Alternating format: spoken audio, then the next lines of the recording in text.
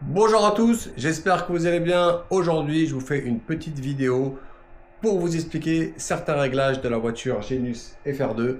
Donc, on m'a demandé sur certaines vidéos que j'ai postées quel était le combo, quels étaient les servos, quel était le mixage des freins, etc., etc.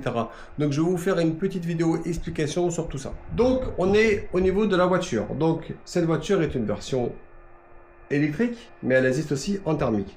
Donc en fait, là vous avez un moteur de chez Rocket Supra 8 qui pèse à peu près 880 grammes et que c'est un 55-113 de longueur. C'est un 890 kV. Normalement, pour ce type de voiture, on préconise une configuration aller entre 7 et 800 kV. J'avais que ce moteur-là, donc j'ai mis ce moteur-ci. Mais normalement, j'aurais dû mettre entre 700 et 800 kV. Au niveau de l'ESC, au niveau du variateur, je suis sur un variateur de marque Hobbywing G2. Voilà, c'est un G2 Max 5, 200 ampères. Donc celui-là, il est sympa parce qu'il a une prise full sensor pour pouvoir mettre sur les nouveaux moteurs à capteur Hobbywing. Au niveau des servos, donc là ici au niveau de la platine à servo, vous avez 4 freins. 4 freins, pardon, vous avez 2 freins et 2 servos pour la direction. Donc en fait, tout simplement, pour les servos de la direction, vous mettrez une prise Y au niveau de votre récepteur pour pouvoir alimenter les servos en simultané, en même temps.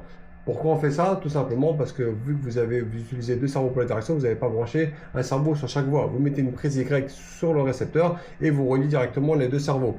Par contre, pour tout ce qui est servo de frein, vous avez 4 voies sur votre récepteur, ça dépend de la marque que vous avez. Moi personnellement j'ai 4 voies, il me semble, 4 ou 5.